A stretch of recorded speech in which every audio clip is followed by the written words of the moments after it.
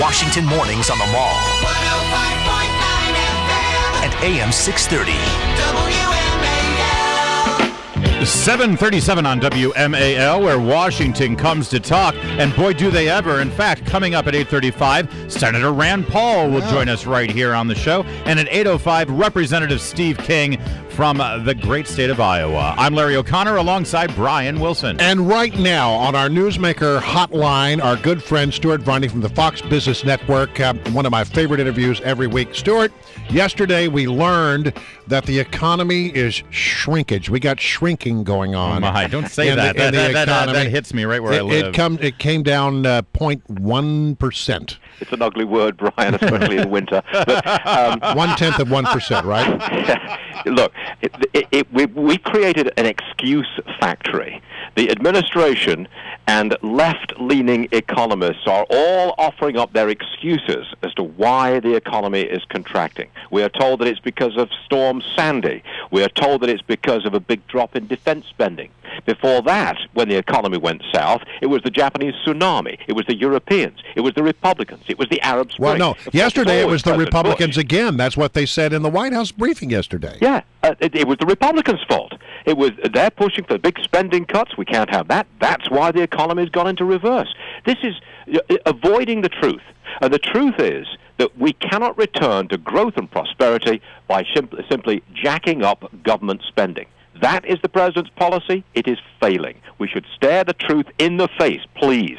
Hey, Stuart, one of the reasons why I love Varney and Company, which, of course, is on the Fox Business Network weekdays at 9:20, and I really do. I mean, I watch it. As soon as we're done here, I go home, I watch Varney and Company. You hit all issues there. It's not just business and economy and Wall Street. You hit everything. I saw you having a really lively gun debate the other day. But I wonder what you think about the Super Bowl, the economic aspect of the Super Bowl, and how this country just gets consumed by this one day and this one game. Is there anything like it anywhere else in the world? Yes. I mean, soccer over in Europe, they are consumed with the European Club Championship. That's as big as the Super Bowl. Yeah. But I think within America, to me, the Super Bowl is the victory of football over all other TV and spectator sports. Oh, you're a big football guy then. I wouldn't say I'm a big football guy. I did do an interview with Emmett Smith the other day and made a total fool of myself. Yeah. But apart from that, if you look at where the money is going in sports in America today, it is flowing heavily into football. Baseball, hockey, not at all. Basketball in retreat. Football is the crown jewel of finance in American sports. Well, and this begs the question because the president actually chimed in about football earlier in the week and said that, he thinks that there's going to be major changes to the sport. Is that going to have an economic impact if the sport is not the same? Are people going to be shying away from it from that economic standpoint? Yeah, that's a very good question. If football is made safer for the players at all levels, will it still be as popular? And I do not have an answer for your question. I really don't.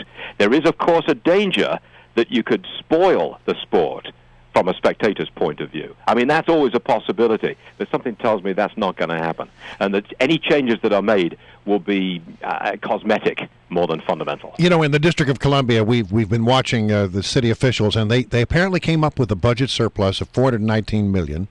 They're gonna apply it to the rainy day fund, and that will be sitting at somewhere in the neighborhood of 1.6 billion.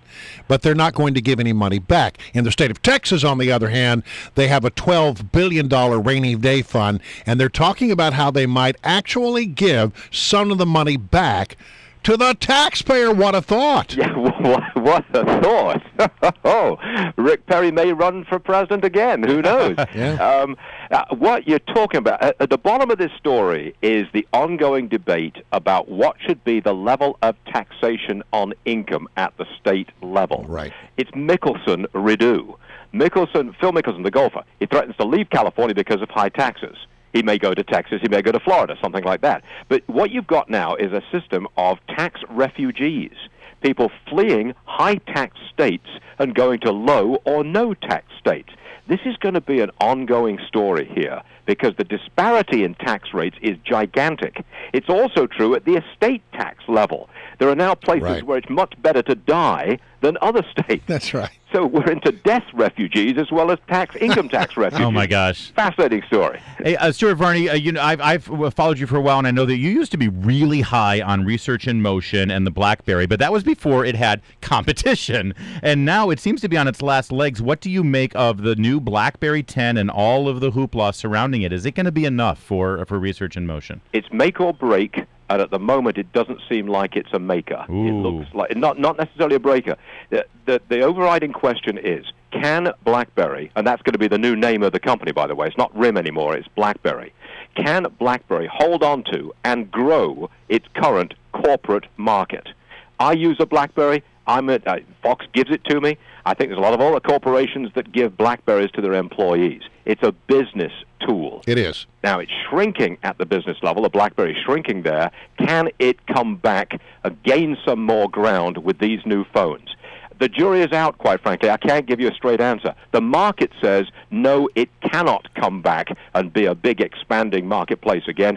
The stock went down yesterday. But there's real interest in that, surprisingly, here in the Washington, D.C. area, where so many government employees still use the BlackBerry. Yeah. So many government contractors still use the BlackBerry. And you know what happens here, Stuart? You talk to like a Hill staffer or something, and they'll be on their BlackBerry, and then you ask them for a contact phone number, or you want to get that. Okay, yes, I ask women for their phone number. Okay, I'll admit it. And what they do is they pull out their iPhone from their purse. They got both. They got both. They got their BlackBerry for their, it's like party in the front and business in the back. Or something. I got to tell you, I'm a BlackBerry guy, and I love it. All I want to do is text and email. That's all I want to do. Well, I do it all the time. Well, Stuart, there's a whole lot else going on out there on your phone. I got to get out more. You know what? Come on down here. We'll have a lunch. I'll show you what you can do on your phone. You're on, son. All right. Thank you, Stuart Varney. Always a pleasure to have you on, Stuart, of course. Wait a minute. What? We got to get Stuart Varney's position on the Super Bowl. Yeah. Who are you taking, the 49ers or the Ravens? I'm actually going with the 49ers. Really? Yeah. All right. I'll take some of that action. The Ravens, and I'll still go with the 49ers. I'll take some of that action. And who's your? You mentioned soccer. That I refer to that as metric football. Who's your soccer team? Man U. Oh, you're a Man U guy. Brian. Yeah. What's Man U? What does that mean? Manchester United. Oh, well you're a done. good guy. Because I have a daughter who plays on a team called Potomac United. And I know that. That's why you know that. That's why All I know right. that. Well, then no wonder your arch nemesis is Piers Morgan. He's an Arsenal guy.